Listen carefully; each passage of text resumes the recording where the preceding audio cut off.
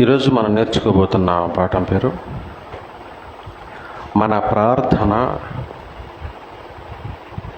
దేవుడు వింటున్నారా. ఇదేంటి ఇంత పెద్ద అనుమానం వచ్చింది? మన ప్రార్థన దేవుడు మనం అందరం ఎంతోమంది ప్రార్థన చేస్తూ ఉంటాం. ఈరోజు ప్రపంచవ్యాప్తంగా ఎన్నో లక్షల కోట్ల మంది ప్రజలు సంఘాల్లో ప్రార్థన చేస్తూ ఉంటారు. 365 రోజులు ఎక్కడో ఒక చోట ప్రార్థన జరుగుతూనే ఉంటుంది, వాక్యం వినపడుతూనే ఉంటుంది. అందరూ ప్రార్థన చేస్తూనే ఉంటారు. నమ్మినవారు, నమ్మనివారు, విశ్వసించిన వారు, విశ్వాసం లేనివారు, అవసరాల్లో ఉన్నవారు, ప్రతి అవసరానికి ప్రార్థన చేస్తూనే ఉంటారు.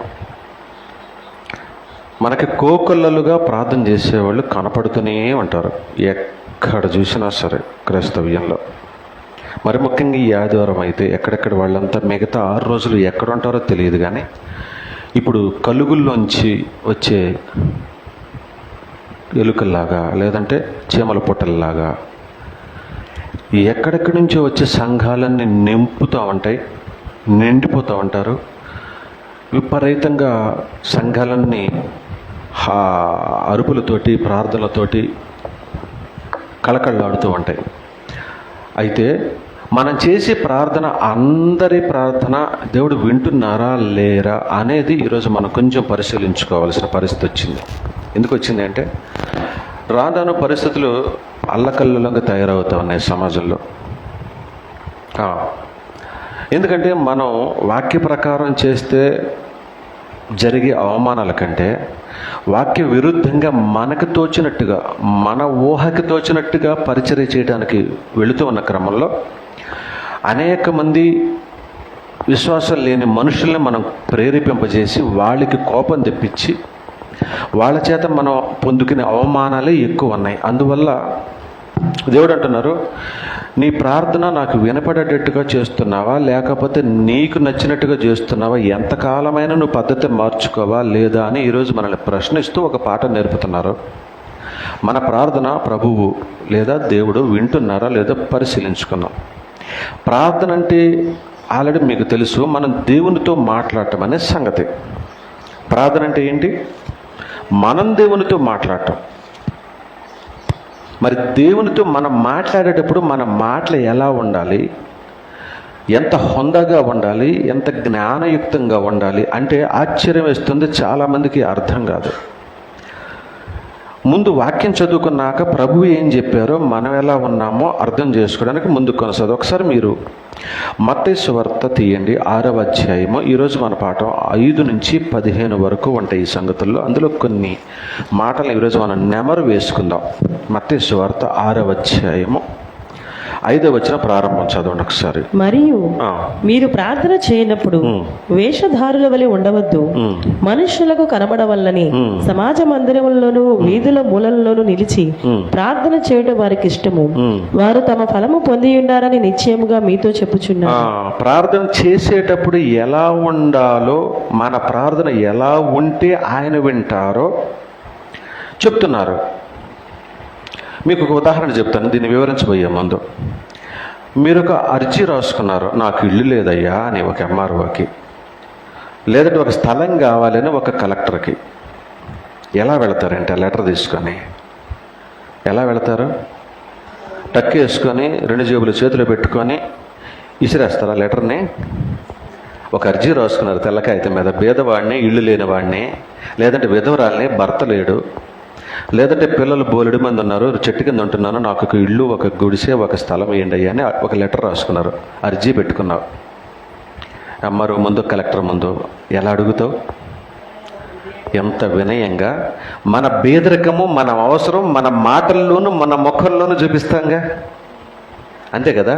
మనం ఎంత బేదవారమో, నిజంగా మనకి ఎంత అవసరత ఉందో మన మాటల్లో వ్యక్తపరుస్తాం. అలాగనే మన ప్రవర్తనతో లేదా మన ముఖ కవళికల్లోనే చూపిస్తాం.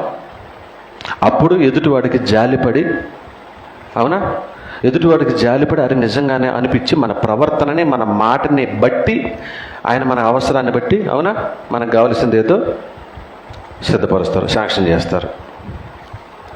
రోగం వచ్చింది, బాగా విపరీతంగా బాధపడుతున్నావు. డాక్టర్ దగ్గరికి వెళ్ళి ఇటు నిలబడి నాకు జబ్బు వచ్చింది మందు వేసుకో అంటావా? అనలేం కదా. ఏం జబ్బు వచ్చిందంటే ఏమో నాకు తెలీదు, బాగలేదు నాకు, నువ్వే కనిపెట్టి మందు వేసుకో అనగలమా? బాబోయ్ రాత్రి నుంచి అని మన బాధ ఎందుకు వెళ్ళబోసుకుంటూ భయభక్తులతో చెప్తాం. ఇక్కడ ఇలాగా అక్కడ అలాగా అని ఆయనప్పుడు ఆయన అడుగుతూ ఉంటాడు, ఏం తిన్నావు అని వివరాలన్నీ అడుగుతుంటాడా? ఎప్పుడు పడుకున్నావు, ఏం తిన్నావు, నిన్న మధ్యాహ్నం ఏం తిన్నావు, మొన్న ఏం తిన్నావు, ప్రతీది వివరాలన్నీ అడిగి జబ్బుని కనిపెట్టడానికి, మన నోటి వెంటే మన ప్రాబ్లం చెప్పించడానికి ఆయన మనకు సహాయం చేస్తాడు. మనం చెప్తాము, అప్పుడు ఇద్దరికి అండర్స్టాండింగ్ వస్తుంది, టకటక మందు రాసేస్తాడు, ప్రాబ్లమ్ సాల్వ్. ఈ లోకంలో కనపడే ఒక వైద్యాధికారి దగ్గరకు చూపించే జ్ఞానాన్ని కొద్ది సంవత్సరాలు నివసించడానికి అవసరమైన ఇంటిని లేదంటే నివాసమైనటువంటి ఇంటిని గురించి నివేశనం అంటారు దాన్ని, అవునా? నివేశన స్థలం అంటారు. ఆ నివేశన స్థలం కొరకు ఒక అధికారి దగ్గర చూపించే వినయాన్ని, జ్ఞానాన్ని, లోకాన్ని దాటి పరలోకాన్ని, యుగయుగాలు ఉండగలిగిన నిత్య జీవాన్ని ఇవ్వగలిగిన పరమవైద్యుడైన దేవుని దగ్గర మాత్రం ఈ వినయ విధేయతల్ని లేదంటే ఈ చక్కని ప్రవర్తనని ఎందుకని చూపించలేకపోతున్నామో ఈరోజు మనకు అర్థం కావాలి. ఆజ్ఞాపిస్తున్నామంటా ఉన్నాం దేవుణ్ణి ఈరోజు చాలామంది. దీన్ని వదలగొట్టు, వీడిని విరగొట్టు, ఆ జబ్బు తొలగించు, ఆ దయ్యాన్ని పంపించు అని యేసు నామమునని భయంకరంగా ప్రార్థనలు చేసేవారు ఉన్నారు. అలాగే ఏంటంటే ఆయన రాయించింది, మూలల మీద నిలబడి చేతులెత్తి ప్రార్థన చేస్తారట. ఒక మూలకొచ్చి జనం చూడాలని చేతులెత్తేవాళ్ళు. దేవుడు అంటున్నారు, ఒరే నాయనా, నువ్వు ప్రార్థన చేస్తే, నాకు గనక నువ్వు చెప్పదలిస్తే, నాతోటే ఏకాంతంగా మాట్లాడితే వేషధారుల వలె ఉండవద్దు. వేషధారులు ఎలా ఉంటున్నారో చెప్తున్నాడు ముందుగా, అసలైన భక్తి పరులు ఎలా ఉండాలో చెప్తున్నాడు తదుపరి. ముందు ఏం చెప్తున్నారు? వేషధారులు ఎలా ఉండాలట? మనుష్యులకు కనపడవలెనని. సమాజ మందిరములలోను. సమాజ మందిరం అంటే ఎక్కడ? చర్చిలోనే. చాలా మంది చూడాలి, అమ్మో ఈమె భక్తి పర్రాలు అనుకోవాలని మోకాళ్ళు వేసి చేతులు ఎత్తేస్తారు, ఇంకా దించరు. కొంతమంది ఆలస్యంగా వస్తారు, ఏం జరుగుతుందో గమనించరు, ఒక మూలకెళ్ళి చేతులు ఎత్తేస్తారంట. అక్కడ ప్రార్థన ఆపండి అయ్యా, కాసేపు నా మాట విను అన్నట్టుగా. ఆ వాక్యం ఆపండి, ముందు నాతో మాట్లాడు, నాతో వినండి, అందరు నా వైపు చూడండి అన్నట్టుగా. ఏమంటున్నాను? నేను చెప్తున్నానా? వాక్యం చెప్తుందా? ఏమంటుంది? మనుష్యులకు కనపడవలెనని సమాజ మందిరములలోనూ వీధుల మూలలలోనూ నిలిచి ప్రార్థన చేయటం వారికి ఇష్టమట. నన్ను అందరూ భక్తిపర్రాలు అనుకోవాలి, నేను ప్రార్థన చేస్తే ఏదైనా జరిగిపోద్ది అనుకోవాలని చర్చిలోకి వచ్చిన అలాగనే ప్రార్థన చేస్తారట. వీధుల మూలలంటే అర్థమేంటి? వీధుల మూలల్లో ఏం పని చెప్పాలి? వీధుల మూలలలో అని రాయించారా దేవుడు? మూల మీదకి వెళ్ళి చేతులు ఎత్తి ప్రార్థన చేసే అవసరం దేనికి వస్తే ఒకసారి చెప్పండి. మీ జ్ఞానాన్ని ఉపయోగించి చెప్పండి, ఒక్క మొక్కలో చెప్పండి. తెలీదా? చెప్పండి, కరెక్ట్ చెప్పండి, భయపడకండి. ఊరికే ప్రతి దానికి భయపడకండి, చెప్పండి. ఎవరైనా ప్రార్థన సహాయం అడిగితే, నిజమే, ఎవరైనా ప్రార్థన సహాయం అడిగితే ఇక చూసుకొని ఆ ప్రతాపం అని చేతులెత్తి గడగడలాడితే, ఇలా మా మామయ్య మేనమామ ఒక ఆయన ఉండేవాడు 30 ఏళ్ల క్రితమే. కోపం వస్తే సొంత అక్క మీదకి గండ్రగొడ్డలు తీసుకుని బయలుదేరతాడు. సొంత అక్క మీదకి, మా అమ్మ మీదకే. చచ్చిపోయేంత వరకు మా అమ్మ నన్ను చంపడానికి, అంటే ఊరికి చిన్న చిన్న గొడవలు, అంత కోపిష్టి.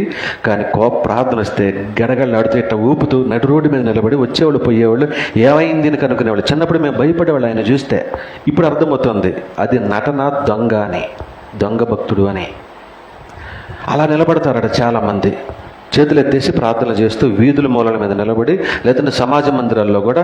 ఇది అంటున్నాడు దేవుడు, వారు తమ ఫలమును ఏమన్నారు అక్కడ? అంటే ఇంకేం, ఇక్కడే అయిపోయింది వారి ఫలం. ఆయన ఇవ్వడట. నువ్వు ప్రార్థన చేసావు, ఒకవేళ నిజంగా నీకు అవసరమైతే నీకు కావాల్సింది ఇచ్చేసా, ఇంకా నీకు ఫలం ఏం లేదు. నువ్వు కడుపు నొప్పి తగ్గాలన్నావు కదా, ఆ మూల మీద ప్రార్థన చేసావు కదా, వాళ్ళు కడుపు నొప్పి తగ్గించేసా, అయిపోయింది. ఇంకా నీ దగ్గర ఏం లేదు. చర్చిలోకి వచ్చేసి ఏదో సమస్య గురించి ప్రార్థన చేయమన్నావు కదా, చేతులెత్తి చేసావు కదా అందరూ చూడాలని, నేను ఇచ్చేసా, కావాలని తగ్గించేసా, ఇంక నీకు రేపు చనిపోయిన తర్వాత నా దగ్గర ఏం లేదురా బాబు అని చెప్తున్నాడు దేవుడు. వారు తమ ఫలమును ఇక్కడే పొందుకున్నారట. ఇంకా ఆయన ఏమింటాడు? రేపు నీకు దాచిపెట్టి మూచిపెట్టి వడ్డీతో సహా నీకు ఇచ్చి ఆ నిత్య జీవాన్ని సంపాదించుకునేది దాచిపెట్టావు నా కుమారుడా నా కుమార్తె వచ్చేసే నా దగ్గరగా నేను నీతో అనాలంటే ఏం లేదు దాచిపెట్టుకోలా. తమ ఫలమును వారు పొందుకున్నారట ఇక్కడే. కాదు నీకు ఫలమే కావాలి అంటే ఇప్పుడు 6వ వచనం చదువు.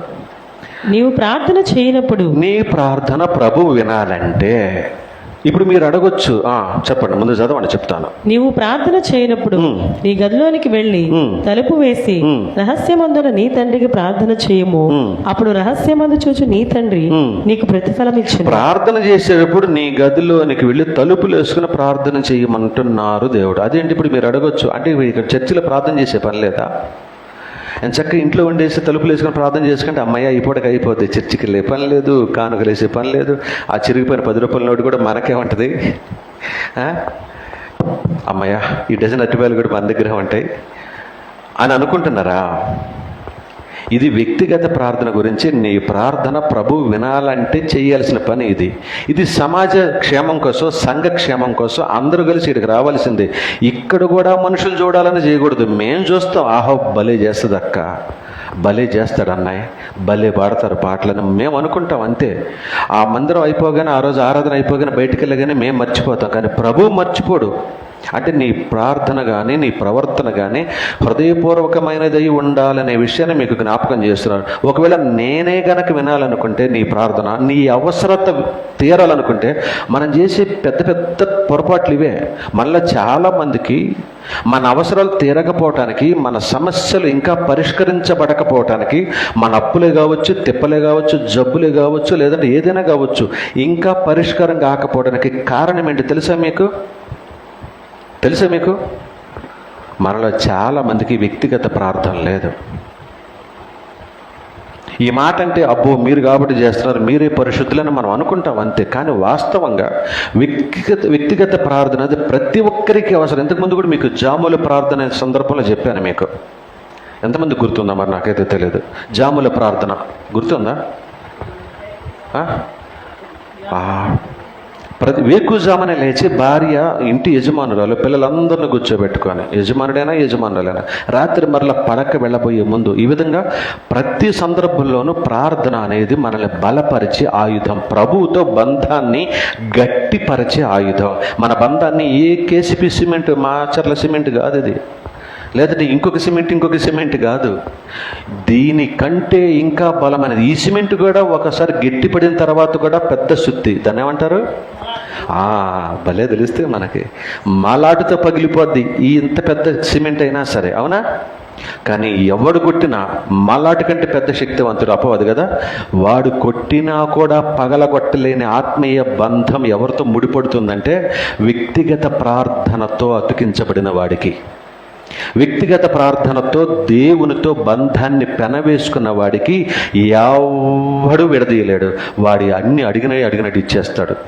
అయితే ఒక్కొక్కసారి మనకి పరీక్షకు నిలుపుతాడు, కొద్ది రోజులు, కొద్ది సంవత్సరాల పాటు కూడా పరీక్షకు నిలుపుతాడు. తట్టుకుంటావా లేదా? నిలబెట్టాడు అంటే మనల్ని ఇష్టపడుతున్నాడు, మనల్ని కోరుకుంటున్నాడు, తన సేవలో బలంగా వాడుకోవటానికి నలగగొడుతున్నాడని అర్థం చేసుకోవాలి. అయితే ఏం జరుగుతోందనేది దేవునికి, ఆ వ్యక్తికి మాత్రమే అర్థమవుద్దు. మూడో వాళ్ళకి వేరే రకంగా అర్థం కావచ్చు, అది వేరే. అది నేను ఇప్పుడు మాట్లాడబోవటం లేదు దాని గురించి. అయితే నీ ప్రార్థన ఎలా ఉండాలంటే, నీ వ్యక్తిగతంగా తలుపులు వేసుకుని ఏకాంతంతో దేవునితో నువ్వు మూలుగుతూ ఉంటావో, లేదంటే మనసులో అనుకుంటావో ఏమో నాకు అనవసరం, వ్యక్తిగతంగా నువ్వు దేవునితో సంభాషిస్తున్నావా లేదా అనేదే ముఖ్యం. అంతసేపు మాట్లాడటానికి ఏం మాటలు ఉంటాయండి అంటే, ఎంతమందితో మనం రోజుల తరబడి మాట్లాడుతున్నాం, మన బంధువులతో, ఫ్రెండ్స్తో రోజంతా మాట్లాడిన తనివి తీరదు, అవునా? చేతిలో ఫోన్ అంటే ఇంకో మనిషితోటి సంబంధం లేదు, ఎన్ని రోజులను గడిపేస్తాం. మరి దేవునితో, మన ఆత్మను రక్షించి పరలోకాన్ని ఇచ్చే దేవునితో రోజు మాట్లాడటం అనేది మనకి చేత కావట్లేదు. అందుకే మన ప్రార్థన ప్రభు వినకపోవటం మూలంగా మన సమస్యలు చాలా కాలం అలాగ పెండింగ్లో పడేస్తాం. మీరు ఒకసారి ఆఫీసులోకి వెళ్ళి చూడండి, చాలా పత్రాలు అట్ట పెండింగ్లో పడేసి ఉంటాయి. దేనికి? ఈ లోకల్లో అయితే ఆఫీసర్కి తీరక, పని మీద శ్రద్ధ లేక పేరుకుపోతామంటే కాగితాలు, అవునా? అది ఆఫీసర్ సరైనడైతే ఏ రోజుకి ఆ రోజు లిస్ట్ రాసి పెడతా ఉంటాడు, సరి చేస్తూ ఉంటాడు. దీని ఏంటో చూడండి అని ఏ సెక్షన్కి ఆ సెక్షన్ పంపించేస్తూ ఉంటాడు పరిశీలించి. ఇప్పుడు మన అధికారి బద్ధకస్తుడా ఏంటి? కాదుగా, ఆయన సిద్ధంగా ఉన్నాడు. నువ్వు మనవి చేయటం ఆలస్యం, నీ దస్త్రాన్ని అంటే నీ మనవిని పరిశీలించడానికి సిద్ధంగా ఉన్నాడు. చెయ్యాల్సిందల్లా నువ్వే ఆ కాగితాన్ని తీసుకుని ఆ పదే ఆయన చుట్టూ తిరుగుతూ ఉండాలి, కనపడుతూ ఉండాలి, కనపడుతూ ఉండాలి, ఆయనకు అడుగుతూ ఉండాలి, జ్ఞాపకం చేస్తున్నాం, ప్రభువా నా పని, ప్రభువా నా పని ఏం చేశావు అయ్యా, ఈ సమస్య ఏం చేశావు అయ్యా, అయ్యా అయ్యా అయ్యా. ఆయన చుట్టూ తిరుగుతూ ఉంటే అదే అడుగుతున్నాడు. జనం మధ్యలో కాదురా, నేను చూసేలాగా నీ ప్రార్థన ఎలా ఉండాలంటే తలుపులు వేసుకుని వ్యక్తిగతంగా నీ తండ్రికి ప్రార్థన చేయి. అప్పుడు అప్పుడు ఏం జరుగుతుందట? 6వ అధ్యాయంలో 2వ మాట, అప్పుడు రహస్యమందు చూచు నీ తండ్రి నీకు ప్రతిఫలం ఇచ్చును. నువ్వు పబ్లిక్ లో చూస్తున్నావు, ప్రజలంతా చూస్తున్నారు, వీళ్ళు ప్రతిఫలం ఇవ్వలేని వారు వీరంతా. ఎంతమంది చూసినా సరే ఆహో భలే పాడారు, భలే ప్రార్థన చేశారు అనుకుంటారు, కానీ వీళ్ళ వల్ల ఏం ఫలం రాదు నీకు. కానీ ప్రతిఫలం ఇచ్చే తండ్రి రహస్యంలో ఉన్నప్పుడు చూస్తున్నాడట, ఓపెన్గా ఉన్నప్పుడు చూస్తాడు. ఆయన కనపడదని కాదు, కానీ నిన్ను జ్ఞాపకం చేసుకుని నీ అవసరాన్ని ఎప్పుడు తీర్చాలో ఆయనకు నువ్వు జ్ఞాపకం చేయాలంటే వ్యక్తిగతంగా కలవాలి. ఒక రహస్యమైన సంగతి ఉంది, మన ఇద్దరు తర్వాత మాట్లాడుకుందామని ఆ చెట్టు కిందకి వెళ్తా, లేదంటే ఆ చాటుకి వెళ్తా, ఇటు వెళ్తా, అంతేనా? పబ్లిక్ గురించి రహస్యాలు మాట్లాడుకుంటామా ఏంటి? మాట్లాడుకోం కదా. ఈ లోకంలో ఉన్న ఇన్ని విషయాలే మనకి ఇంత జ్ఞానం నేర్పుతుంటే మరి మన అవసరం అనేది మన వ్యక్తిగతమా, అందరికి తెలియాలా కదా? మరి మనం ఏం చేస్తామంటే పబ్లిక్లో పెట్టేస్తాం, నాకు పలానా నొప్పి వచ్చింది మీరు ప్రార్థన చేయండి, మా అమ్మాయికి పెళ్లి కావాలి మీ ప్రార్థన చేయండి అని మన వ్యక్తిగత అవసరాలన్నీ కూడా ఏమాత్రం సహాయం చెయ్యలేని మనుషుల మధ్య పెట్టేస్తున్నాం. అలాగని ప్రార్థన సహకారం అడగడం తప్పని కాదు, కానీ దేవుడు ఏమంటుంటారంటే నీ అవసరం నీకే ఎక్కువ తెలుస్తుంది కదా బయట వారందరికంటే, అంతే కదా? మీరందరూ కలిసి నాకు చెప్తారు నా సమస్య ఇది, నా సమస్య ఇది, నా సమస్య ఇది అని. అవునా? నాకు జ్ఞాపకం ఉండొచ్చు, ఉండకపోవచ్చు. అవునా? నా జ్ఞాపకం వస్తే చెప్తాను, అది కూడా నాకు ఇష్టమైతే చెప్తాను. నాకు ఎప్పుడు ఎవరు 10 రూపాయలు కానుకోవట్లేదు, భోజనం పెడతలేదు, నేను వాళ్ళని గురించి పట్టించుకోవాల్సిన పని లేకపోవచ్చేమో, నేను మర్చిపోతానేమో ఒకవేళ. కానీ ప్రభు మర్చిపడుకు నువ్వు వ్యక్తిగతంగా అడిగితే, వ్యక్తిగతంగా నువ్వు మోకరించి తలుపులు వేసుకుని ఎవరు చూడకుండా నీ అవసరం గురించి ఆయనతో మాట్లాడుకుంటే ఆయన వింటాడట. అప్పుడు రహస్యమందు చూచు నీ తండ్రి నీకు ప్రతిఫలం ఇచ్చును. మన ప్రార్థన దేవుడు వింటున్నారో లేదో మనకు అర్థం అవుద్ది కొద్ది రోజులకే. ఒక సమస్యగానే ఉందంటే ఎంతో కాలం దాని మీద మనం దృష్టి పెట్టలేదు అంతే, దాని మీద మనం దృష్టి పెట్టలేదు అంతే. ఎన్నిసార్లు చెప్పినా మనం పద్ధతి మార్చుకోలేదంటే అర్థం ఏంటంటే బుర్రకెక్కట్లేదు, అంతే కదా? ఒక పాట విషయమే, ఒక భక్తి విషయమే, ఒక భజన విషయమే, ఒక ఆరాధనకు వచ్చే విషయమే, ఒక సమయాన్ని పాటించే విషయమే, ఒక కానుకేసే సంగతే, ఏదైనా సరే పదే చెప్తున్నా కూడా మారటం లేదంటే అర్థం ఏంటంటే ఆ చెప్పే మాట మీ బుర్రకెక్కటం లేదు, ఎక్కినా మీరు దాన్ని పట్టించుకోవట్లేదు, వినటం లేదు, అంటే నిర్లక్ష్యంగా ఉంటున్నారు. మనమంటే నిర్లక్ష్యంగా ఉంటాం, కానీ దేవుడు నిర్లక్ష్యంగా ఉండరే. ఆయన ఏమంటున్నారంటే నువ్వు పదే నా దగ్గరకు వచ్చి ప్రస్తావిస్తూ ఆ విషయం గురించి మాట్లాడుతూ ఉంటే నేను ఖచ్చితంగా నీకు ప్రతిఫలం ఇస్తాను అంటున్నారు. అంటే ప్రతిఫలం ఇవ్వటం లేదు, ఆలస్యం అవుతుందంటే తప్పెవరిది? మనదే. ఇది మనం అర్థం చేసుకోవాలి. వింటానికి కష్టంగా ఉంటుంది ఈ మాట. ప్రార్థన చెయ్యం మన ఇంట్లో, చెప్తూనే ఉంటాం ఎన్నిసార్లు అని చెప్పు, కుటుంబ ప్రార్థన కానీ వ్యక్తిగత ప్రార్థన ఏముండదు. మరి ఏంటంటే సంపాదన, ఇంకోటి ఏంటంటే కాలక్షేపం, టైంపాస్, వినోదం, వీటితోటి మనం సమయం గడిపేస్తూ ఉంటాం. ఎంత తనివి తీరదు. దేవుడు అంటున్నాడు, ఒకసారి మీరు 6వ అయిపోయింది కదా, 7వ వచనం, మీరు ప్రార్థన చేయనప్పుడు ఎలా చెయ్యాలో, ఒక్క నిమిషం, ఎలా చెయ్యాలో చెప్పారు 5-6 వచనాల్లో. ఇప్పుడు 7వ వచనంలో ఏం చెయ్యాలో చెప్తున్నారు, ఏమి చెయ్యాలో చదమ్మా. మీరు ప్రార్థన చేయనప్పుడు అన్యజనులలో వ్యర్థమైన మాటలు వచింపవద్దు, విస్తరించి మాట్లాడటం వలన తమ మనవి వినబడునని వారు తలంచుచున్నారు. మీరు వారి వలె ఉండకూడి, మీరు మీ తండ్రిని అడగక మునిపే మీకు అక్కరగా ఉన్నవేమో ఆయనకు తెలియను. కాబట్టి ఈ మాటకి అర్థం తెలుస్తా మనకి. అన్యజనుల వలె విస్తరించి వ్యర్థమైన మాట్లాడొద్దు. ఏదైనా పంచాయతీ అడిగితే, ఏదైనా పంచాయతీ చెప్తే ఏదైనా సందర్భం వస్తే మనం విస్తారమైన మాటలు మాట్లాడదాం. నిన్న ఒక పెద్ద ఆయన వచ్చారు మా దగ్గరికి. ఏదో సందర్భంలో మీ వయసు ఎంత అని అడిగాం. ఇంత 10, 20, 30, 40 చెప్పాలి. ప్రశ్నకి సమాధానం అంతేనా? ఇక పంచాయతీ మొదలుపెట్టాడు. పుట్టి పూర్వోత్తరాలు మొత్తం చెప్పేసి టోటల్గా నా వయసు ఎంతకంటే ఉండకపోవచ్చు, నేను చూడటానికి అంటే వృద్ధుడిని అయిపోయాను, వయసు వృద్ధాప్యంలో వయసు చెప్పుకోవడానికి కూడా సిగ్గుపడుతున్నారు పురుషులే. ఇంకా స్త్రీలు ఎలా ఉంటారు? మా ఇంట్లో కొంతమందికి ఎన్నేళ్ళు వయసు వచ్చినా సరే 30 దాడదు. 30 కంటే ఇంకా తగ్గుతుంటాయి. వచ్చే సంవత్సరం 28, ఆ తర్వాత 27, ఆ తర్వాత 26 తగ్గుతుంటాయి. విచిత్రం కొంతమందికి కుటుంబ సభ్యుల్లో. అంటే సిగ్గుపడతారు వయసు చెప్పడానికి. అంటే విస్తరించి మాట్లాడతారు. వయసు ఎంత అంటే టకామని 30 ఏళ్ళు లేరు. నన్ను అడగంటే నేను చెప్తాను. సిగ్గేముంది? 72లో పుట్టాను, 2024, 52 ఏమైనా కానీ ఎక్కువ తక్కువ నాకు తెలియదు, నాకు అనవసరం. నా సర్టిఫికెట్ ప్రకారం మా అమ్మ నాన్న వేసిన డేట్ ప్రకారం నాకు 52. ఏముంది అందులో? ఇప్పుడు నేను 40 అంటే నాకు వచ్చే లాభం ఏంటి? 52 అంటే వచ్చే నష్టం ఏంటి? విస్తరించి మాట్లాడు. అప్పుడు మా నాన్న చిన్నప్పుడు అంట నాకు అని మొదలు పెట్టాను అనుకో, విస్తరించి మాట్లాడవద్దు. అది నేను చెప్తలుచుకున్నది. ఎస్, అంతే. అవునంటే అవును, కాదంటే ఎందుకు విస్తరించి మాట్లాడాలి? అప్పుడు నేను కనపడటానికి ఎంత ఉన్నానంట, అందుకని నా వయసు ఎక్కువ వేయించారు, అది ఇది నేను చెప్పి నేను ఒక 2 సంవత్సరాలు చిన్నవాడిని, నాకు 52 లేవు అని చెప్పదలుచుకునే నాకు వచ్చే నష్టమేమి లేదు. గవర్నమెంట్ 60 ఏళ్ళకి మెడబట్టుకుని నెట్టేసింది, కానీ 1 సంవత్సరం ముందుకు వచ్చేస్తా, లేదా వెనకబడతా, అంతే. కానీ అబద్ధికుడిని అవుతాను కదా ఆయన దృష్టిలో విస్తరించి మాట్లాడటం మూలంగా. ఇది మనకు అర్థమైతే అన్యజనులు విస్తారమైన మాటలు ఏంటట తప్పులు వస్తాయి, ఖచ్చితంగా తప్పులు వస్తాయి. ఎందుకంటే ఎక్కువ మాట్లాడాలంటే మన దగ్గర విషయం ఉండదు కదా. అనవసరంగా మాట్లాడతాం కనుక అదో ఇదో కల్పించేసి ఎక్కువసేపు. మీరు కూడా మీ ఫ్రెండ్స్తో కూర్చున్నప్పుడు కాసేపే మంచి చెడ్డ ఉంటుంది, అవునా? ఇంకాసేపటికి బోరు కొట్టేసి ఇద్దరి మధ్య మాట లేక మూడవని తీసుకొస్తారు. ఆమె ఏం జరిగిందో, ఈడేం చేశాడో తెలుసా అని ఇక వాళ్ళ గురించి వీళ్ళ గురించి అప్పుడైతే రోజంతా మాట్లాడుకుంటాం. ఏం మాట్లాడతాం ఏంటి? మంచి మాట్లాడతామా చెడేనా? మొత్తం చెడే తవ్వి తీసి మీద పోసుకుంటాం. దానివల్ల మనకే నష్టం. దేవుడు అన్నాడు విస్తారమైన మాట్లాడు. వాళ్ళు అనుకుంటారట, అన్ని జనాంగం వాక్యం తెలియని వాళ్ళు అనుకుంటారట ఏంటంటే 7వ వచనంలో 2వ మాట, విస్తరించి మాట్లాడడం వల్ల తమ మనవి వినబడునని వారు తలంచుచున్నారు. చాలా మంది బయట తగాదాలకు వెళ్తే పంచాయతీలు పెడితే పెద్ద పెద్దగా ఎక్కువసేపు మాట్లాడతారు, అవునా? అలుపు సొలుపు ఉండదు, గొంతులో మరి తడి కూడా ఆరిపోదు వాళ్ళకి. విచిత్రం. ఎక్కడి నుంచి వస్తుంది మరి అంతసేపు మాట్లాడతారు.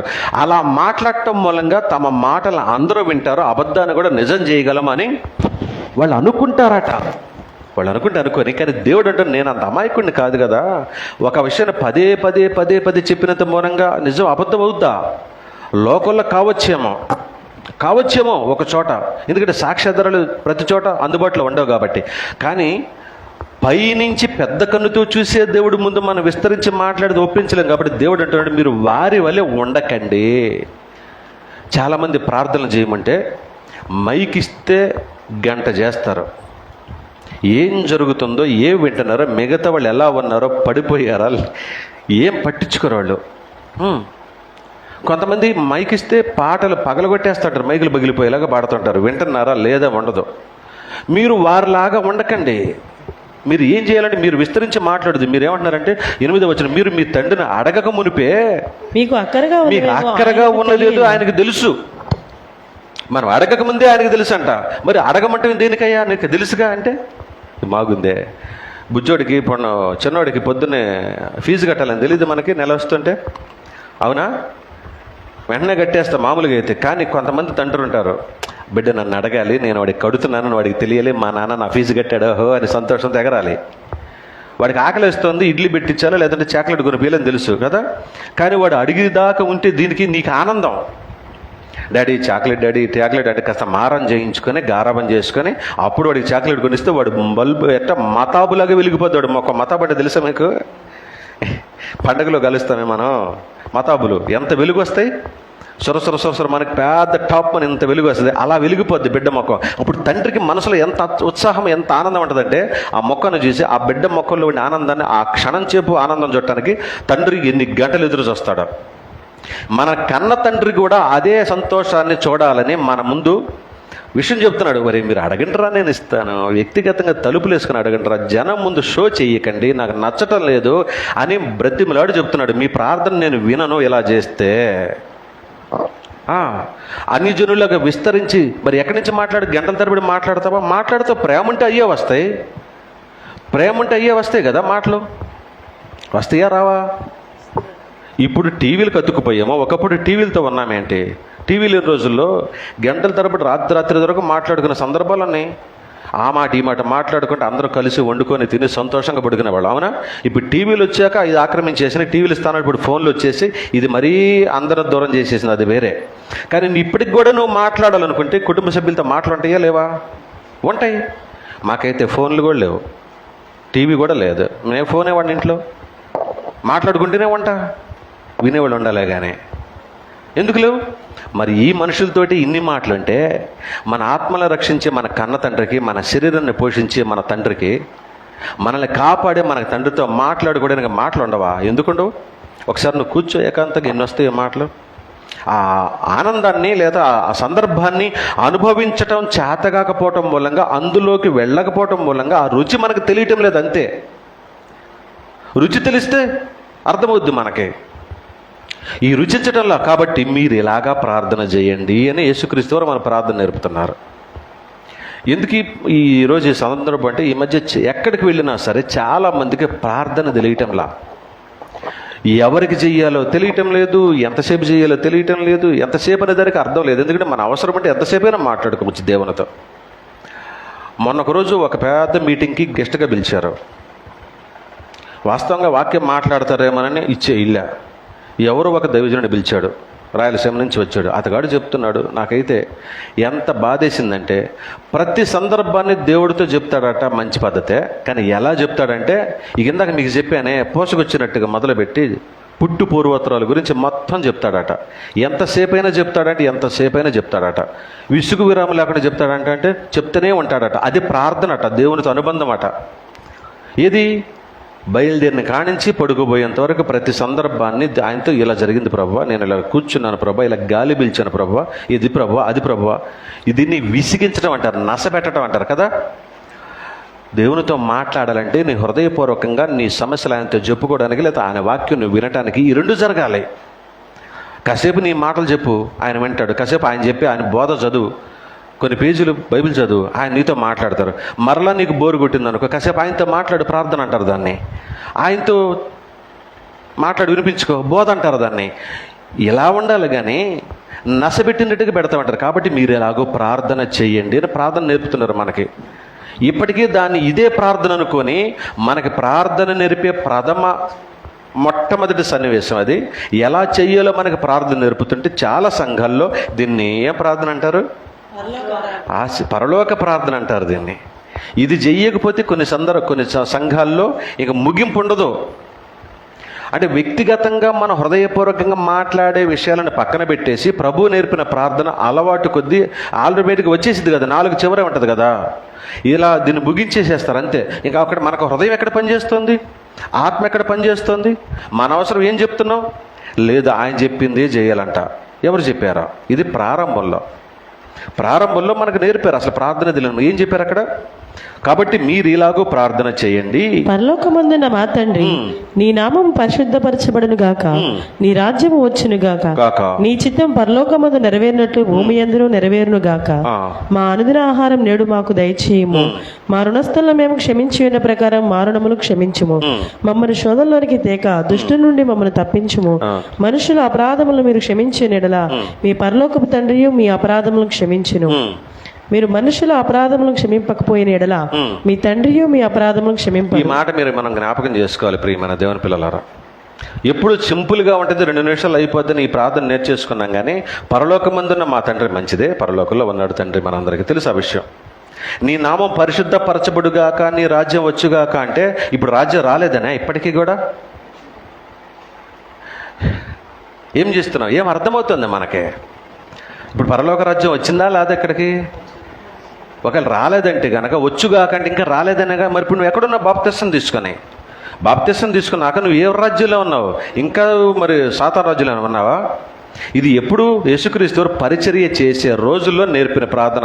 ఎప్పుడైతే ఆయన సిలువలకు వెళ్ళాడో, చనిపోయి సమాధి చేయబడి పరలోకంలోనికి వెళ్ళిపోయాడు, పరలోకానికి ఆరోహణమై వెళ్ళిపోయాడో, పరిశుద్ధాత్మను మన మీద ఉండటానికి, ఇక్కడ మనతో ఉండటానికి, మనలోనే ఉండటానికి ఇక్కడ భూమి మీదకి అనుగ్రహించాడు. ఏ రోజు? ఆ రోజు పెంతెకొస్తు పండుగ రోజున. అప్పుడే రాజ్యం స్థాపించబడింది. ఆయన కుర్చీ వేసుకుని రాజ్యం ఏలే రాజ్యం కాదు ఇది. లేదంటే ఒక ఆఫీస్ పెట్టుకొని 10 మంది వాళ్ళని వీళ్ళని కాపలాదారులని, లేదంటే వంది మాగదులను పెట్టుకొని ఇది కాదు. ఆయన మరణానికి అప్పగించబడే రోజు ఒక ఆయన అడిగారు. ఎవరైన పేరు? అడిగిన ఆయన పేరేంటి ఏమన్నా తెలుసా మీకు? నీవు రాజు అని అడుగుతారు. ఎవరైనా? పొంతి పిలాతు. అవును నీవు అన్నట్టే అని అడిగారా? లేకపోతే ఏమో ఇంకా నేను రాజ్యానికి కట్టలేదు, ఇంకా రాళ్ళు తోలిచ్చాను, ఇసుక తోలిచ్చాను, సిమెంట్ కోసం ఎదురు చూస్తున్నాను ఏమన్నా చెప్పారా? అంటే ఐరన్ రావాలని చెప్పాడే అంటే ఏమన్నా? అవును నీవన్నట్టు నేను రాజునే అన్నాడు. నా రాజ్యము ఈ లోక సంబంధమైనది కాదు అన్నాడు. మనకు అర్థం కావట్లేదు అంతే. ఆయన ఆ రోజే మరణానికి వెళ్ళిపోయాడు, రాజ్యం స్థాపించబడింది, జనమంతా రాజ్యంలో సభ్యులుగా చేరారు. ఈరోజు 900 కోట్ల మంది బ్రతికి ఉన్న జనాభాలో సుమారుగా 450 కోట్ల మంది ఈరోజు క్రీస్తు రాజ్యంలోనే ఉన్నారు. వాళ్ళంతా సంఘాల్లో పరిచర్య చేస్తున్నారు. నిజాయితీగానో, లేదంటే తెలుసో తెలియకనో, అబద్ధికులుగానో, ఏదో ఒక రకంగా మొత్తం మీద ఆ రాజ్యంలోనే ఉన్నారు, తప్పిపోలా. రాజ్యం స్థాపించబడింది. కానీ ఈ రోజు కూడా మనం నీ రాజ్యము వచ్చుగాకంటే మనకు తెలియటిలో ఎలా మాట్లాడాలో, నీ నామం పరిశుద్ధపరచబడిన కాకంటే పరిశుద్ధపరచబడడం ఎలా అవుద్దేంటి? నువ్వు అంటే సరిపోద్దా? కాదు కదా. ప్రవర్తన ద్వారా నువ్వు పరిశుద్ధపరచబడాలి. ఎక్కడ పరిశుద్ధపరచబడుతుంటే లోకంలోనే, నువ్వు ఉన్న కాడే, నీ సమాజంలో, నువ్వు పనిచేసే చోట, నువ్వు ఉద్యోగం చేసే చోట, నువ్వు ఉన్న చోట నువ్వు పరిశుద్ధంగా బ్రతుకుతుంటే ఆయన నామం పరిశుద్ధపరచబడుతూ ఉంటుంది. నువ్వు దుర్మార్గంగా ఉంటే ఆయన పేరు పాడైపోతూ ఉంటుంది, అవమానం కలుగుతూ ఉంటుంది ఆయనకి. ఏముంది ఇంకా అక్కడ? నీ రాజ్యం వచ్చుగాక నీ చిత్తం పరలోకమందు నెరవేరినట్లు భూమి యందును నెరవేరును కాకంటే పరలోకంలో ఆయన చిత్తం ఎలా నెరవేరుతోంది? నెరవేర్చే వాళ్ళు ఉంటేనా నెరవేరేది? మాట్లాడుతూ ఉంటేనే కదా వినపడుతుంది ఈ మాట. నేను ఎవరు మాట్లాడేవాళ్ళు లేకుండా ఈ మైక్ ఇలాగనే ఎక్కువ సౌండ్, దీనికంటే డబుల్ సౌండ్ పెట్టి ఇక్కడ పెట్టండి. ఎంతసేపు ఇది మాట్లాడుద్దా? ఇది మాట్లాడదు. ఇది మాట్లాడుతూ ఉంటే ఇది విని అందరికీ చెప్తోంది. ఇప్పుడు పరలోకంలో ఆయన చిత్తం నెరవేర్చాలంటే పరలోకంలో దూతలు ఉన్నారు. మనల్ని కాపాడమంటే కాపాడుతున్నారు, తాడదేమంటే తాడదీస్తున్నారు. వాడిని ఈరోజు బ్రతికించంటే బ్రతికిస్తున్నారు, మట్టిలో పంపించమంటే మట్టిలో పంపిస్తున్నారు. ఇక పంచిపోతలు కూడా మా దేవదూతలే. ఈరోజు మనకి బద్దలైపోవంటే బద్దలైపోతేనే, లేదు హాయిగా ఉండింటే అంటుంది. ఇది ఎంత రమ్మంటే ఇంత ఎండ వస్తుంది, ఈరోజు చల్లగా ఉండింటే ఉంటుంది. దేవదూతలు వింటున్నా ఆయన నామం పరిశుద్ధపరచబడుతుంది. మరి భూమి మీద కూడా అలాగనే జరగాలంటే భూమి మీద ఎవరు ఉండాలి? మనమే కదా. మరి మనం పని చేయకుండా, మనం ప్రార్థన చేయకుండా, మనం వాక్యం చెప్పకుండా, మనం పరిశుద్ధంగా ఉండకుండా,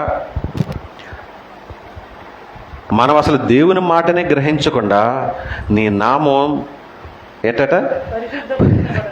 ఎలా?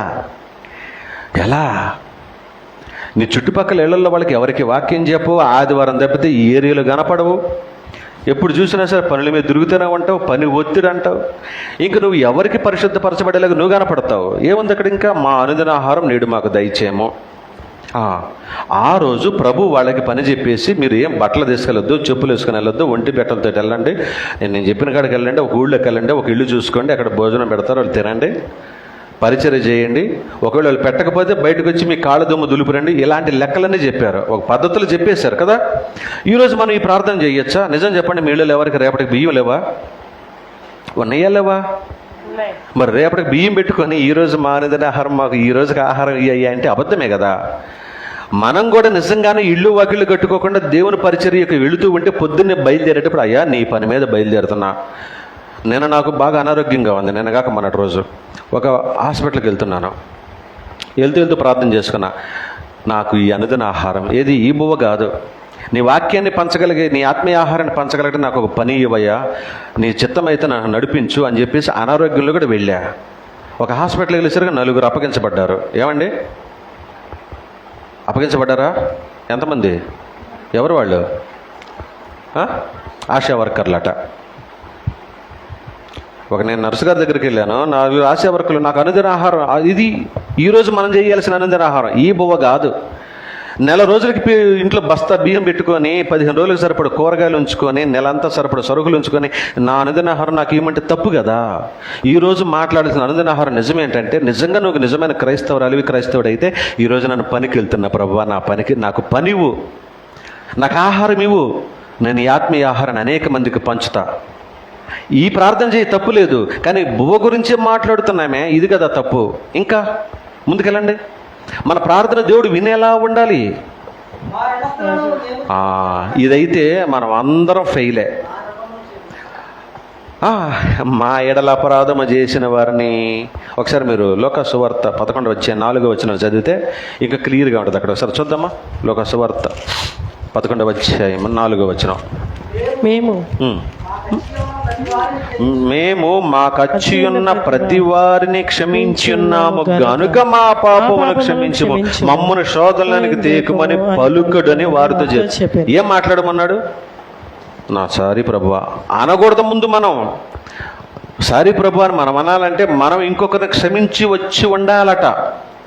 మనం ఎవరిని క్షమించమో ఎవరితోటో సమాధానం ఉండదు. కానీ ఏడకొచ్చి మనం క్షమించమని అడుగుతున్నాం అనేది అర్థం చేసుకో. మమ్మల్ని శోధనలోనికి తేక దుష్టుని నుంచి తప్పించమంటే అర్థం ఏంటంటే, ముందు నువ్వు దుష్టునిలో నుంచి రావడానికి ముందు నువ్వు సిద్ధపడి ఉండాలి. నువ్వు చేతులు చాచి ఉండాలి ప్రభు వైపు, నా చేయి పట్టుకుని ఈ శోధన నుంచి బయటకు రా ప్రభు అని. అందుకే పని చేయమన్నాడు. ఇప్పుడు దాకా మనకు అర్థమవుతుందంటే వట్టి నోటి మాటతో పని కాదు, పని చేస్తేనే ఫలం ఉంటుంది. మమ్మల్ని క్షమించు ప్రభు అంటే ఎదుట క్షమించి ఉండాలి. నీ నామం పరిశుద్ధపరచబడును కాకంటే పరిశుద్ధపరచబడేలాగా మనం ఉండాలి. పని చెయ్యాలి. మనం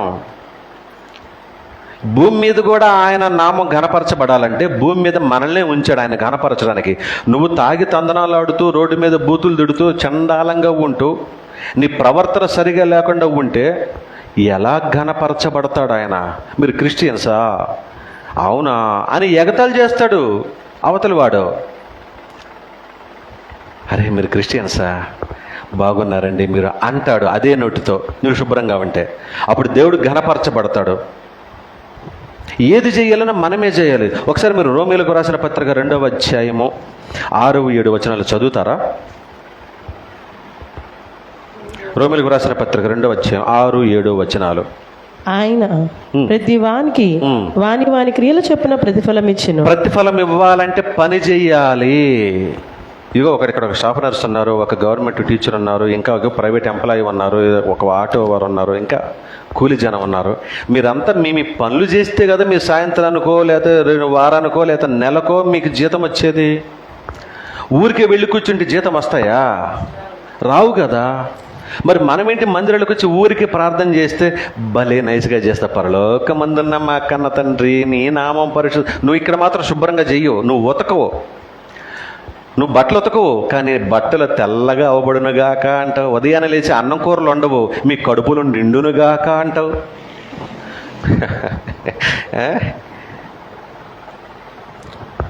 ఎలా? ఇక్కడే పని చెప్తుంది కదా, నువ్వు పని చేస్తే కడుపు నిండుతుంది. నువ్వు అన్నం వండితే మేము అందరూ తృప్తిగా తింటాం. నువ్వు శుభ్రంగా ఉతికి పెడితే తెల్లగా వేసుకొని తిరుగుతాం.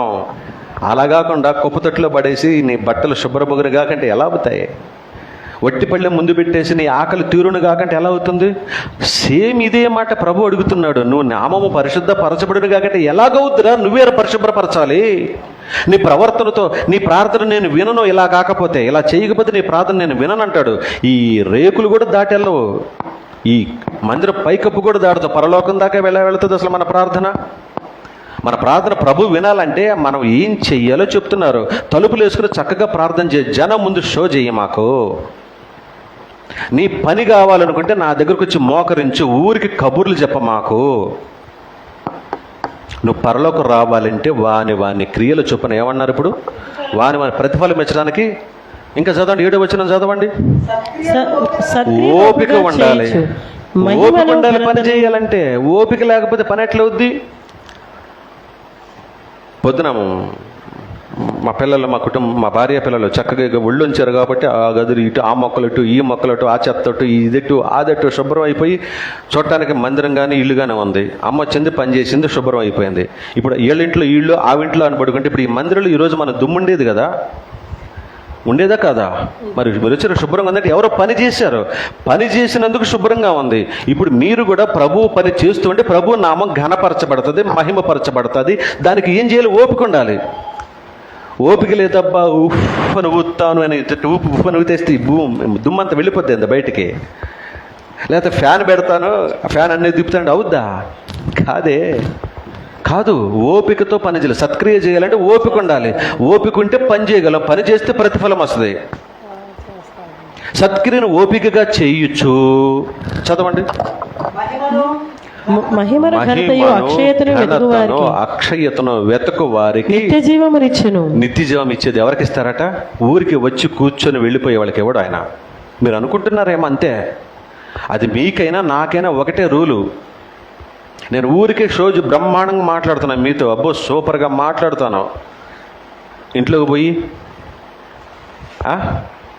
అక్కడ కూడా నేను ఇలాగ లేకుండా ఉంటే ఇస్తాడండి నాకు పరలోకం? ఓపిక లేకుండా చిరాకు పడుతూ మహిమను ఘనతను అక్షయతను వెతికే వారికి నిత్య జీవం ఇస్తాడట. దేవుని మహిమ పరచాలంటే ఈరోజు నేను ఏం చేయాలి? నేను ఇక్కడ క్షయమైపోయినా పర్వాలేదు, కానీ అక్షయమైన దేహంతో దేవుడి దగ్గర కలకాలం ఉండాలంటే ఏం చేయాలి? నా దేవుని ఘనపరచాలంటే నేను ఎలా ఉండాలి అనేది నేను ఎప్పటికప్పుడు పరిశీలించుకుంటూ ఉండాలి. నీవు కూడా అలాగనే పరిశీలించుకుంటూ ఉండాలి. లోపాలుంటే సరి చేసుకోవాలి, సరి చేసుకుంటూ పని చేసుకుంటూ ముందుకెళ్తూ ఉండాలి. ప్రకటన 22:12, ప్రకటన గ్రంథము 22:12. ఇదిగో త్వరగా వచ్చుచున్నాను, వాని క్రియల చొప్పున ప్రతి వానికి ఇవ్వడానికి. విడివిడిగా అందరికీ కాదు. అదేంటి, నేను చేస్తే నా భార్య పిల్లలకి ఇవ్వడా? ఈ లోకల్ అయితే నేను ఒక్కడిని పని చేస్తే మా ఆవిడ పిల్లలు కడుపు నిండా తింటారు, మీరు ఒక్కరు పని చేస్తే మీ భార్య పిల్లలు తింటారు. ఇది ఈ లోకల్ సహజమే. ఎక్కువ సంపాదించుకోవాలంటే అందరూ పని చేయాలి, ఇది కూడా సహజమే. కానీ ప్రభు దగ్గర మాత్రం ఎవరి జీతం వాళ్ళదే, ఎవరి పని వాళ్ళదే అట. నేనంటున్న వాక్యం సెలవిస్తుంది వాని క్రియల చొప్పున ప్రతి వానికి ఇవ్వటానికి నేను సిద్ధపరిచిన జీతం సిద్ధపరిచాడట. ఉన్నది. ఎప్పుడు వస్తాడట? త్వరగా వస్తాడట. వచ్చినప్పుడు తీసుకుని వస్తాడట జీతం. ఇది మనం నమ్మాం కాబట్టి. పోనీ ఈ జీతం ఇప్పుడు బ్రతుకున్నప్పుడే వచ్చే జీతమా ఇదేమన్నా? కాదు. మన మరణం తర్వాత మనం అందుకోబోయే ఎటర్నల్ లైఫ్, నిత్య జీవానికి సంబంధించిన సంగతి ఇది. అక్షయమైన దేహాన్ని సంతరించుకుంటాము, క్షయము కాని జీవితంలోనికి నిత్య జీవంలోనికి వెళతాము. అక్కడ ప్రతిఫలం దాచిపెట్టాలంటే ఇప్పుడు ఈ దేహంతో బ్రతికి ఉండగానే పని చేసి సంపాదించుకోవాలి. నువ్వు పని చేయనైనా ఈ లోపు నేను అక్కడికి వచ్చేటప్పటికి జీతం తీసుకొని సిద్ధపరిచాను, నా దగ్గర రెడీగా ఉంది, పని చేసినడికి ఇస్తే, లేకపోతే లేదు. గవర్నమెంట్ దగ్గర డబ్బులు సిద్ధంగా ఉంటాయి. నామినల్ రోల్ అని పంపిస్తారు తెలుసా మీరు ఎవరికైనా ఉద్యోగస్తులకి? ప్రతి నెల పలానాయన 1వ తారీఖు నుంచి 30 దాకా చేశాడు, ఓకే. ఈ పలానాయన 15 రోజులు సెలవు పెట్టాడు, 15 రోజులు పని చేశాడు. పలానాయన అసలు ఎగ్గొట్టి వెళ్ళిపోయాడు, ఎక్కడున్నాడో తెలియదు. రేపు పొద్దున గవర్నమెంట్ డబ్బులు తీసుకుని ఎవరికి వేసిద్దండి జీతం? ముగ్గురికి వేసేసిద్దా? 30 రోజులు పని చేసినోడికి జీతం ఇస్తుంది, 15 రోజులు పని చేసినోడికి 15 రోజులు జీతం ఇస్తుంది. ఎగ్గొట్టి అడ్రస్ లేకుండా ఆఫీసులో తెలియకుండా వెళ్ళిపోయింటాడు ఎవడో ఒకడు, అబ్స్కాండింగ్ అంటారు దాన్ని. ఆడికి జీతం వేయదు, విత్ హెల్డ్లో పెడుతుంది, అంటే హోల్డ్లో పెట్టిద్ది, వాడు జీతం వేయదు. అంతే కదా. ఈ లోకంలో ఉన్న ప్రభుత్వానికి ఇంత నాలెడ్జ్ ఉంది, ఇంత పరిచయం, ఇంత జ్ఞానం ఉందే, ఇంత సిస్టమ్ ఉందే, ఇంత ప్రత్యేక పద్ధతులు ఉన్నాయే. మరి ప్రభువు మాత్రం అందరి జీతాలు రెడీ చేసి పెట్టుకుని రావడంతో చర్చికి వచ్చిన ప్రతి వాళ్ళకి ఇచ్చేస్తానని చెబుతున్నాడా ఏంటి? చెప్పట్లేదే. ప్రభువా నీ దగ్గర ఏం కరువయ్యా, అందరికి ఇచ్చేవయ్యా అని అంటానికి సరిపోద్ది ఏంటి మనకి? ఆయన చెప్తున్నాడు, ఏం చెప్తున్నాడు? పనిచేసిన వాడికే జీతం, పనిచేసిన వాడికే జీతం. నా దగ్గర రెడీగా ఉంది, నువ్వు పని చేస్తే నీకు ఇస్తానంటున్నాడు. నా దగ్గర రెడీగా ఉంది, నువ్వు పని చేస్తే నీకు ఇస్తానంటున్నాడు. ఇవ్వాలంటే ఏం చేయాలి? ఇప్పుడు మనం పని చేయాలి. ఎలా? ఇందాక రోమీ పత్రిక చదివారా? రోమా పత్రిక ఒకసారి 6:13 వెళ్ళండి, ఒకసారి ముగించుకుందాం. రోమా 6:13. మరియు మీ అవయవములను దుర్నీతి సాధనములుగా పాపమునకు అప్పగింపకుడి, అయితే మృతుల్లో నుండి సజీవులమనుకుని మిమ్మల్ని మీరే దేవునికి అప్పగించుకొనుడి. మీ అవయవములను నీతి సాధనములుగా దేవునికి అప్పగించుడి. దేవునికి మీ అవయవాల్ని అప్పగించండి అంటే అర్థం ఏంటి? ఊరికి చేతులు తీసుకో ప్రభువా, కాళ్ళు తీసుకో ప్రభువా అనే దాని అర్థం. ఏం చేసుకుంటాడు ఆయన? నీ కాళ్ళు చేతులు తీసుకుని ఏమైనా పులిసి పెట్టుకుంటాడా? ఈ లోకల్ అయితే తలకాయ కాళ్ళు తెచ్చుకొని ఏదో పొట్టేలువో మేకవో తెచ్చుకొని పులుసు పెట్టుకుంటాం. ఆయన చేతులు కాళ్ళు ఇవ్వముందు అప్పగించమని అర్థం ఏంటంటే పని చేయరా నాయన అని అర్థం.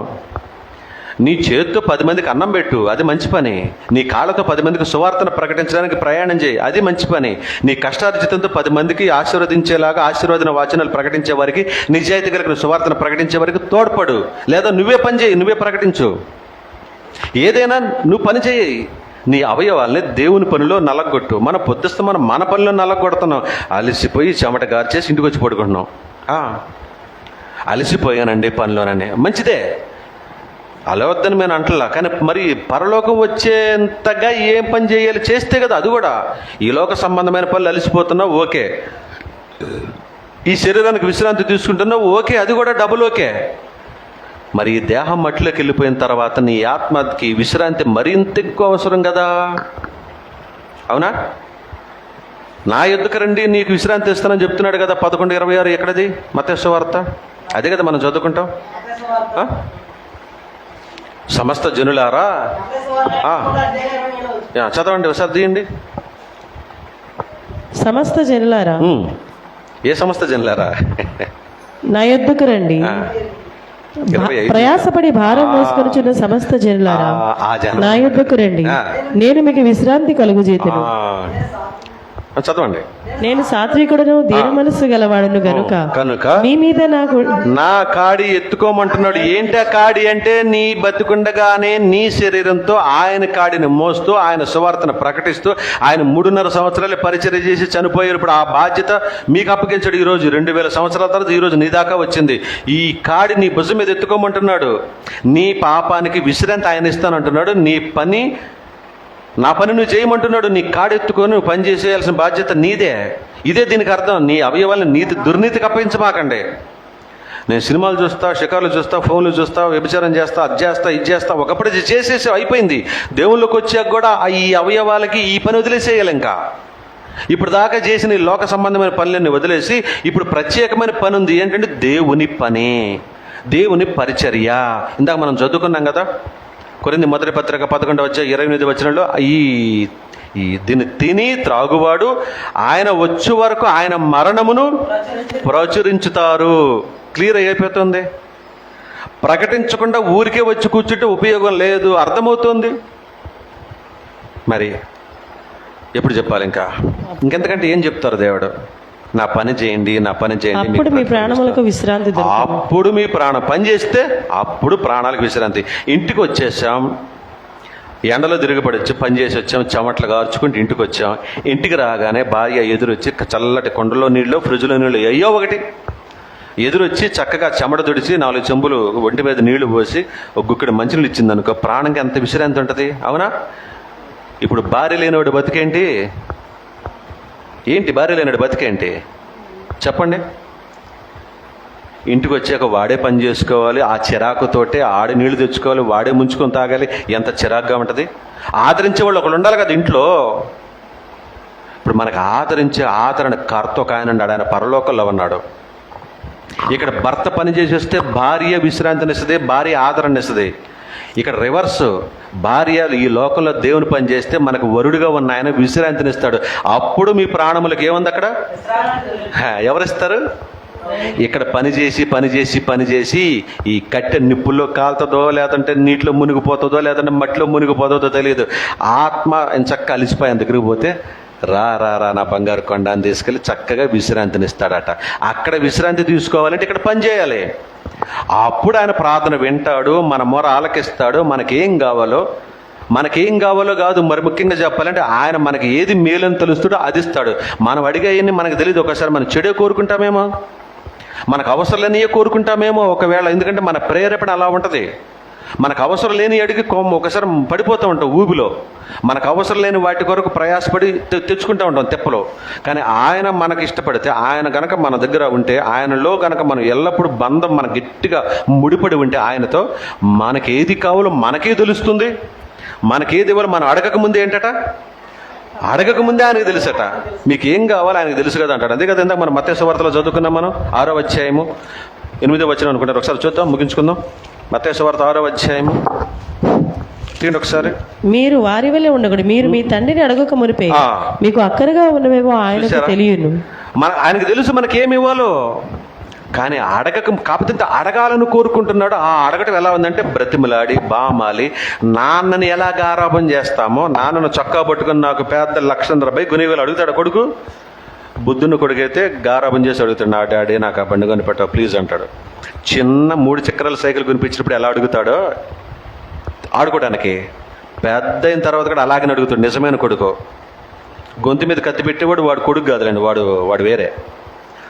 ఎంత వయసు వచ్చినా కూడా, నువ్వు అనుభవం ఎంత పెరిగినా కూడా, ఎంత ఈ వృద్ధురాలువైనా, ఎంత వృద్ధుడివైనా, నువ్వు ఎంత అనుభోగ్యుడివైనా, దేవుళ్ళలోకి వచ్చాక నువ్వు దేవుని కుమారుడివే కుమార్తెవైనా అర్థమైతే ఆ తండ్రిని ఎలా అడగాలో నేర్చుకోవాలంటున్నాడు. అలా అడిగితే ఆయన మన కోరికలు తీరుస్తాడు, మన అవసరాలు తీరుస్తాడు, మన ప్రార్థన వింటాడు. అలా కాకుండా అది చెయ్యి ఇది చెయ్యి ఆజ్ఞాపించడం మొదలు పెడితే మనకే ఎంత చిరాకు వస్తుంది. అవునా? ఎంత చిరాకు వస్తుంది మనకి. ఏందా చెప్పాను చేయలేదా, ఇది అనలేదా, నేను చేసేసరికి చేయమని చెప్పాను కదా అని అన్నావు అనుకో, ఇంట్లో వాళ్ళకి ఎంత చిరాకు వస్తుంది. నువ్వు షికార్లు కొట్టి ఇప్పుడు వచ్చావు, నేను ఎంత పని చేసినా తెలుసా, తిరిగి మన మీదే పప్పు గుత్తుతో ఎగబడతారుగా. ఎగబడతారా లేదా? లేదంటే చపాతీ కర్రలు ఉంటాయి కదా అందుబాటులో, మనకు బుర్రల మీద చేస్తారు కదా చపాతీలు. మరి మనమేంటి అసలు కొంచెం కూడా భయం లేకుండా ప్రభువుని వేసేస్తున్నాం, ఆజ్ఞేస్తున్నాం, దాన్ని వదలగొట్టు, వీడిని విరగొట్టు, వాడిని నల్లగొట్టు, ఇది చెయ్యి అది చెయ్యి అని ఆయన బ్రతిమిలాడి అడగమంటున్నాడు, గోజాడమంటున్నాడు. వ్యక్తిగతంగా తలుపులేసి నాతో బ్రతిమిలాడి ప్రార్థన చేయను ఆయన, నీ మాట వింటాను అంటున్నాడు. జనం చూసేలాగా బిల్డప్లు ఇవ్వద్దురా అంటున్నాడు, షో చెయ్యొద్దు అంటున్నాడు. వింటే ధన్యులం, లేదు నేను ఎలాగనే చేస్తానంటే ఈ లోక సంబంధమైన అవసరాలు తీరుస్తాడు. అయిపోయిన తర్వాత హుష్ కాకి తుజ్ ఏం మిగలదు.